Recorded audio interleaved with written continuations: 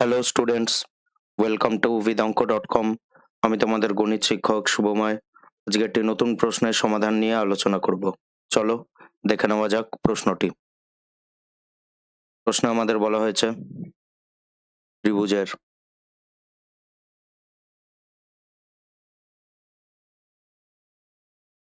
বাহুগুলির অনুপাত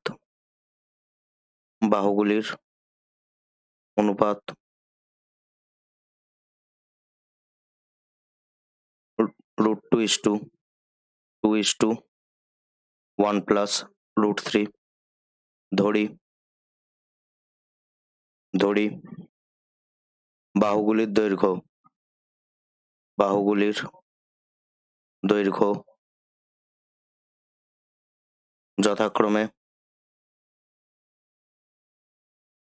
যথাক্রমে √2x, 2x আর 1 plus √3, যা এখানে আমরা স্পেসিফিক্যালি এইভাবে লিখতে পারি: √2x একক, 2x একক আর 1 প্লাস √3 x একক। তাহলে আমরা এখানে কি লিখতে পারি? ধরি বা এখানেই আমরা লিখতে পারি এবং √2x একক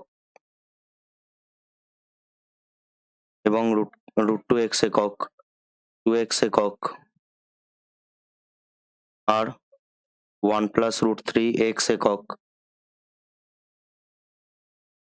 বাহুগুলির বিপরীত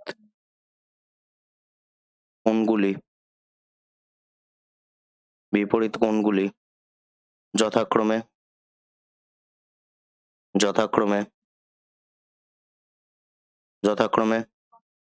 a, b, c। তাহলে আমরা এখানে কি লিখতে পারি? শর্তানুযায়ী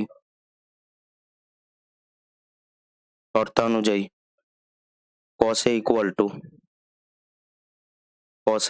to আমরা এখানে কি লিখতে পারি?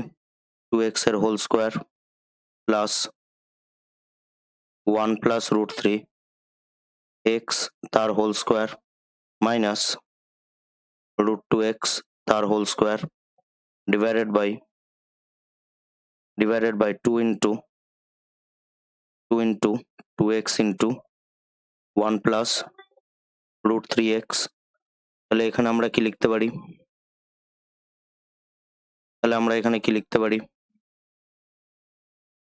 cos A equal to 4x square plus 1 plus √3 whole square x square minus 2x square by 4 into by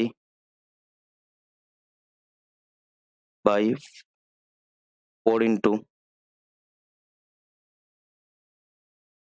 1 plus √3 into x square। তাহলে এখানে আমরা কি লিখতে পারি? cos A equal to 4 plus 1 square plus 2 √3 plus √3 এর হোল স্কোয়ার মাইনাস 2। এখানে আমরা x square common নিয়ে নিলাম ডিভাইডেড বাই 4 into 1 plus √3। তাহলে এখানে আমরা কি লিখতে পারি? cos A equal to 4 plus 1 plus 2 √3 plus 3 minus 2 x square divided by 4 into 1 plus √3।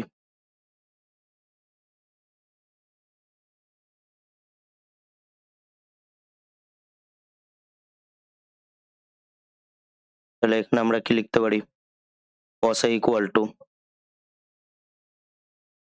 6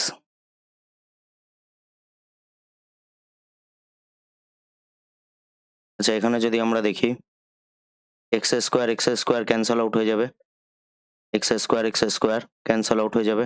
তাহলে এখানে আমরা কি পাবো? 6 প্লাস 2√3 বাই 4 ইন্টু 1 প্লাস √3। তাহলে এখানে যদি আমরা দেখি cos A ইকুয়াল টু 6 কে আমরা কি লিখতে পারি 2 into 3 plus 2√3 by 4 into 1 plus √3। তাহলে এখান থেকে আমরা কি লিখতে পারি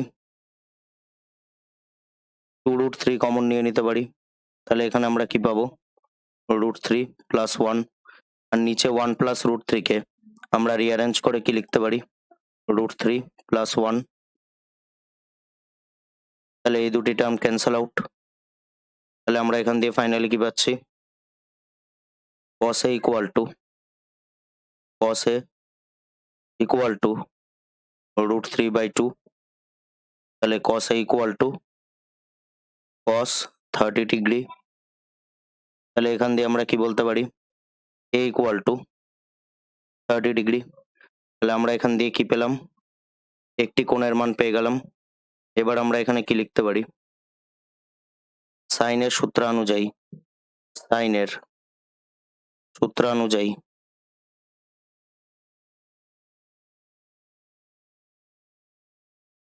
ফার্স্ট বাহুটি আমাদের কি বলা আছে ফার্স্ট যে বাহুটি আছে সেটি আমাদের কি বলা আছে √2x, আর সেকেন্ডটি আমাদের 2x। তাহলে √2x by sine A equal to 2x by sine B। তাহলে এখানে আমরা কি লিখতে পারি x ক্যান্সেল আউট, 2 কে √2 দিয়ে ডিভাইড করলে √2। তাহলে sine B equal to √2 into sine A। সাইনের মান কত 30 ডিগ্রি। আমরা এখানে কি লিখতে পারি এখানে আমরা এটি লিখতে পারি যেহেতু A ইকুয়াল টু 30 ডিগ্রি, তাহলে সাইন 30 ডিগ্রির ভ্যালু কত 1/2। তাহলে এখানে ডিভাইড করলে আমরা নিচে কি পাবো √2। তাহলে সাইন B ইকুয়াল টু 1/√2। তাহলে আমরা এখানে কি লিখতে পারি sine B equal to sine 45 degree. তাহলে এখান দিয়ে আমরা কি লিখতে পারি B ইকুয়াল টু 45 ডিগ্রি। আমরা জানি ত্রিভুজের তিনটি কোণের সমষ্টি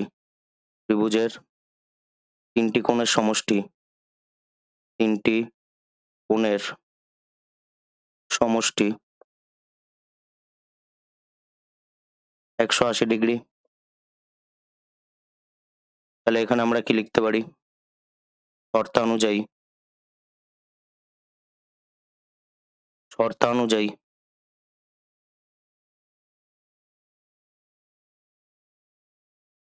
তাহলে আমরা এখানে কি লিখতে পারি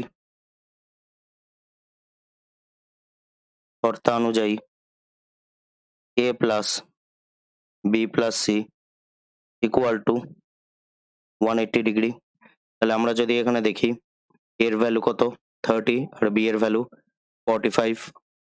তাহলে আমরা এখানে কি লিখতে পারি 30 degree plus 45 degree plus C equal to 180 degree. তাহলে এখানে আমরা কি লিখতে পারি 75 degree plus C equal to 180 degree. তাহলে C equal to 180 degree minus 75 degree 180 degree minus 75 degree. তাহলে C ইকুয়াল টু 105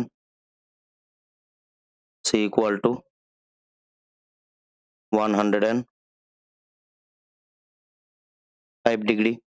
তাহলে সুতরাং A equal to 30 degree, B equal to 45 degree আর C ইকুয়াল টু 105 ডিগ্রি। তাহলে আমরা এখান দিয়ে কি বলতে পারি আমাদেরকে প্রশ্নে বলা হয়েছে ত্রিভুজের কোণগুলির মানগুলো সম্ভাব্য মান নির্ণয় করতে। তাহলে আমরা এখানে কি লিখতে পারি? ত্রিভুজটির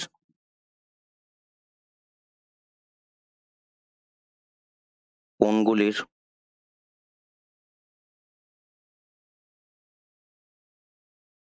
সম্ভাব্য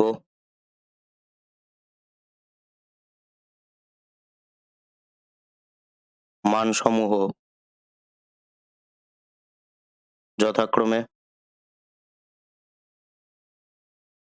যথাক্রমে 30 ডিগ্রি, 45 ডিগ্রি আর 105 ডিগ্রি। তাহলে এটি হলো আমাদের অ্যান্সার। Thank you.